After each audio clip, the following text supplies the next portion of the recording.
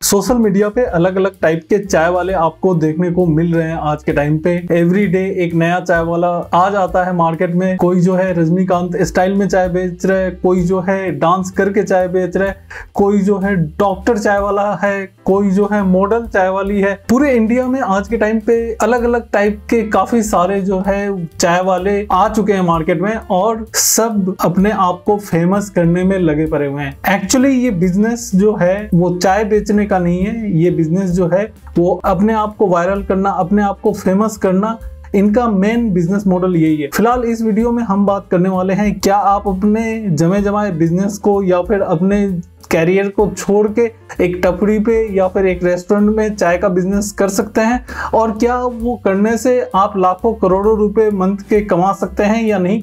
तो आज के वीडियो में हम यही बात करेंगे और एग्जाम्पल के तौर पे, केस स्टडी के तौर पे एमबीए चाय वाले को भी हम देखेंगे कि एमबीए चाय वाला क्यों फेल हुआ। काफी सारे लोगों के 25-25, 30-30 लाख रुपए जो है फ्रेंचाइजी मॉडल लेने के बावजूद भी वो फेल हो चुके हैं, उनके पैसे डूब चुके हैं। और इसमें किसकी गलती है, एमबीए चाय वाले की गलती है या जो फ्रेंचाइजी जिसने लिया है उसकी गलती है, इस बारे में भी डिटेल में बात करेंगे। आप देख रहे हैं आपका अपना YouTube channel online tech world और मैं हूं रवि रंजन। तो चलिए इस वीडियो को स्टार्ट करते हैं।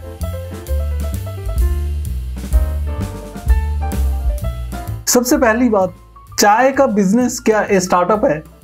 काफी सारे लोग जो है अपने इस टफड़ी को या फिर इस स्टॉल को जो रोड साइड में अपना चाय का स्टॉल लगाते हैं उसे एक अच्छा नाम देके या एक कैची सा नाम देके या अपने चाय को बिक्री करने का तरीका चेंज करके, म्यूजिक चला के, डांस करके, रजनीकांत स्टाइल में डायलॉग डिलीवर करके चाय बिक्री कर रहे। तो क्या आप इसको एक स्टार्टअप बोलेंगे? मेरे हिसाब से ये कोई स्टार्टअप नहीं है।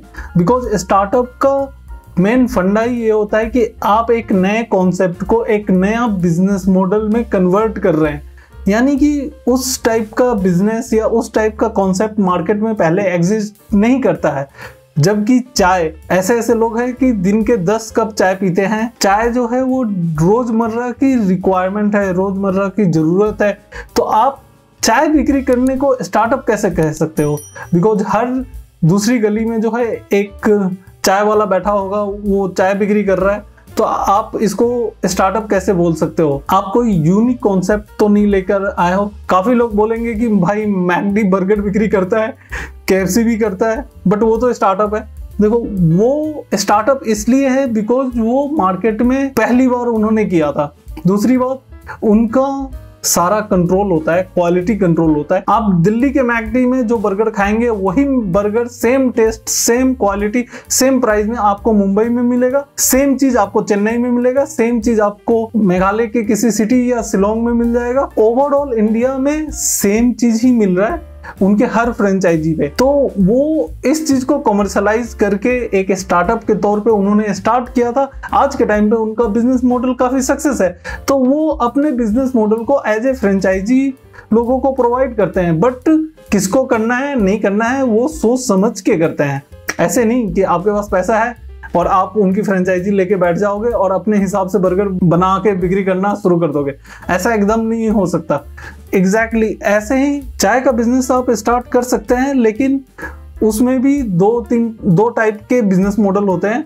एक तो आप ठेला लगा के चाय बिक्री करना शुरू कर दीजिए या फिर रोड किनारे किसी पेड़ के नीचे अपना ताम झाम लगाइए और चाय बिक्री करना शुरू कर दीजिए। उसमें आपकी जो लागत है और जो भी प्राइस, मिनिमम से मिनिमम प्राइस 10 रुपये 15 रुपये पर कप भी अगर रखते हैं तब भी आपका ROI अच्छे से निकल जाएगा। अगर आपकी क्वालिटी अच्छी है तो आपका बिजनेस भी धूम मचा देगा। बट वहीं पे अगर आप एक रेस्टोरेंट यानी कि कियोस्क मॉडल पे या फिर फुल फ्लेज रेस्टोरेंट मॉडल पे अगर जाते हैं तो वहां पे आप कितने रुपए का चाय बिक्री करोगे? 100 रुपए का चाय बिक्री करोगे? कौन आएगा? डेली 5 कप पीने वाला बंदा तो आपके यहाँ कभी आएगा ही नहीं, क्योंकि उसको तो भाई चाय जो बेसिक चीज है, बेसिक टेस्ट के साथ चाहिए, वही चाहिए। कूलर में दे दोगे आप, डेकोरेटिव डिजाइनर कप में दे दोगे, बट चाय का टेस्ट तो वही रहेगा। थोड़ा बहुत 19-20 हो सकता है, लेकिन आप उस चाय को बिक्री करके आप अपने रेस्टोरेंट का खर्चा नहीं निकाल सकते। उसके लिए आपको अलग से जो है फूड आइटम ऐड करने पड़ेंगे, जिसकी सेल होनी बहुत जरूरी है। अगर आपका लोकेशन अच्छा नहीं है, फुटबॉल अच्छा नहीं है तो फ्लॉप होने के चांसेस काफी ज्यादा है। बिकॉज आप चाय के ऊपर ही अपने एक्सपेंसेस नहीं निकाल सकते, रेंट नहीं निकाल सकते, एसी का बिल नहीं निकाल सकते, इलेक्ट्रिसिटी का बिल नहीं निकाल सकते, जो आपके स्टाफ होंगे 2-4 उनके खर्चे नहीं निकाल सकते। तो काफी सारा चीज आपको निकालना पड़ेगा अगर आप एक चाय ओरिएंटेड रेस्टोरेंट खोलते हैं तो सोच समझ के डिसीजन लीजिएगा। चाय का बिजनेस कोई स्टार्टअप नहीं है मेरे हिसाब से। अगर एमबीए चाय वाले की हम बात करें तो एमबीए चाय वाला जो बंदा है उसने अपनी ब्रांड बनाई है, इंडिविजुअल ब्रांड बनाई है। उसने एज ए कंपनी कोई ब्रांड जनरेट नहीं किया है और न ही उसका ये इनिशियल कॉन्सेप्ट था कि वो एक ब्रांड जनरेट करे, एक ब्रांड वैल्यू बनाए जिसमें सिस्टमेटिक ढंग से उसके ए स्टोर में जो क्वालिटी मिल रही है वही क्वालिटी उसके सारे स्टोर में मिलनी चाहिए। एमबीए चाय वाले क्वालिटी मैनेजमेंट जो है या क्वालिटी कंट्रोल बोल लीजिए वो ठीक से नहीं काम कर पाया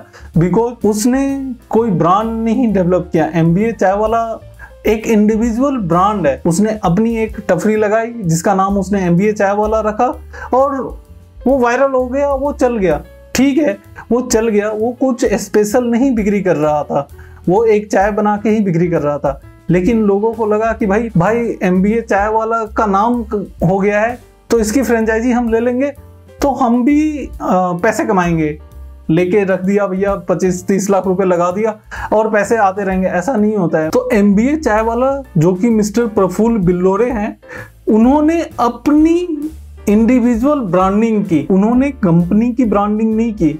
हाँ, एमबीए चाय वाला एज ए ब्रांड उन्होंने डेवलप किया बट इंडिविजुअल ब्रांड है वो। अगर उसकी मैनेजमेंट उन्होंने सही रखी होती, किसी कॉर्पोरेट कंसल्टेंट के थ्रू उन्होंने काम किया होता तो मैं भी शायद ये मॉडल उनका सक्सेस हो सकता था। उनकी जो कंपनी है एमबीए चाय वाला इसलिए फ्लॉप हुआ बिकॉज उनके सारे प्रोडक्ट की कंसिस्टेंसी नहीं है। एक स्टोर पे जिस क्वालिटी की चाय मिलती है आप भी स्टोर पे जाओगे वहां पर वो क्वालिटी की चाय आपको नहीं मिलेगी बिकॉज उनका सेंट्रलाइज कंट्रोल नहीं है। हर कोई अपने हिसाब से रॉ मटेरियल परचेज करना है, ना ही कोई ट्रेनिंग है, ना ही क्वालिटी कंट्रोल है।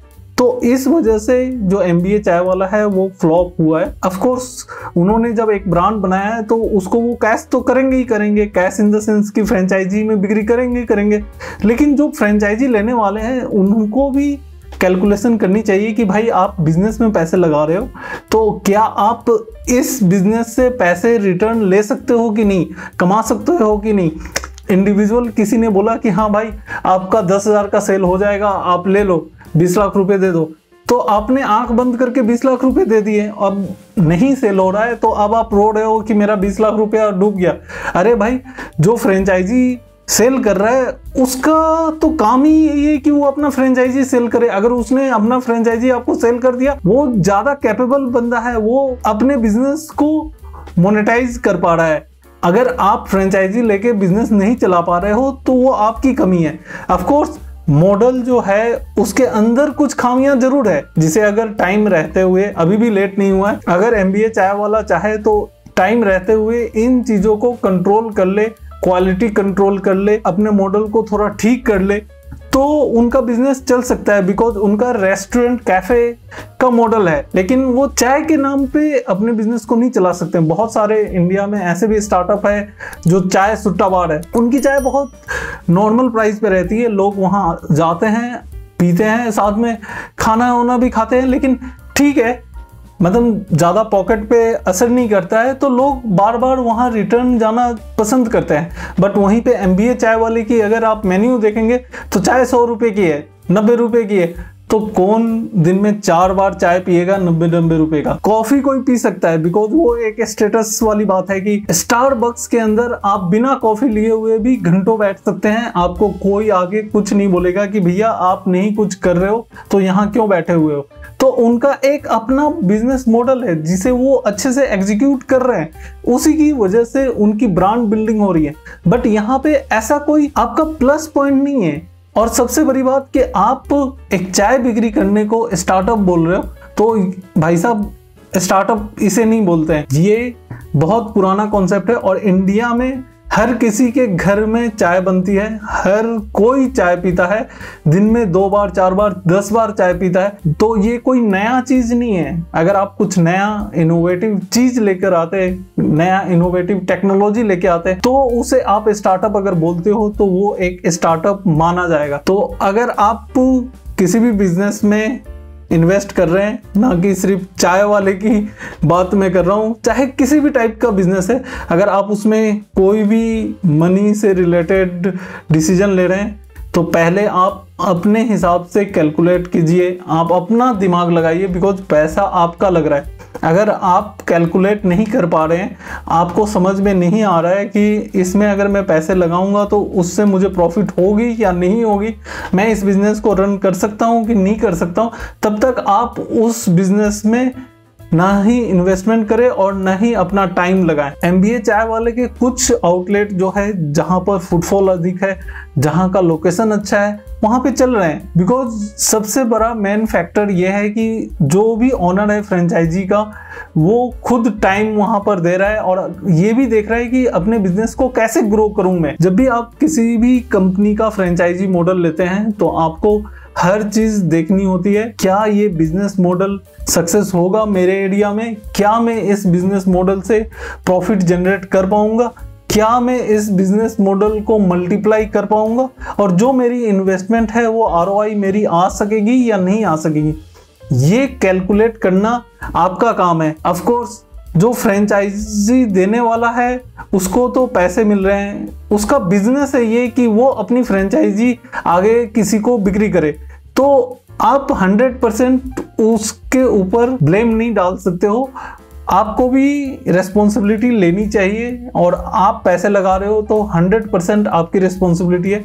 ऑफ कोर्स अगर उस बिजनेस मॉडल में कोई ऐसी खामियां हैं जो कि फ्रेंचाइजी देने वाले ने पहले आपको नहीं बताया है, तो फिर उसकी गलती है। जैसे कि MBA चाय वाले के केस में जो भी खामियां हैं वो MBA चाय वाले को यानी कि प्रफुल्ल को उन चीज़ों को ठीक करने की ज़रूरत है। अगर वो टाइम पर ठीक कर लेते हैं तो उनका मॉडल जो है सक्सेस होने के चांसेस हैं। अगर टाइम पे ठीक नहीं करेंगे तो जैसे जैसे दिन बीतेगा वैसे वैसे उनकी प्रॉब्लम बढ़ती चली जाएगी। तो इस वीडियो में इतना ही। अगर ये वीडियो आप लोगों को इन्फॉर्मेटिव लगा हो तो वीडियो को लाइक जरूर कीजिएगा। चैनल पे नए हैं तो चैनल को सब्सक्राइब करके बगल में जो बेल आइकन है उसे भी क्लिक जरूर कर दीजिएगा। फिर मिलता हूँ आपसे किसी नए वीडियो में किसी नए टॉपिक पे। तब तक के लिए बाय बाय, टेक केयर।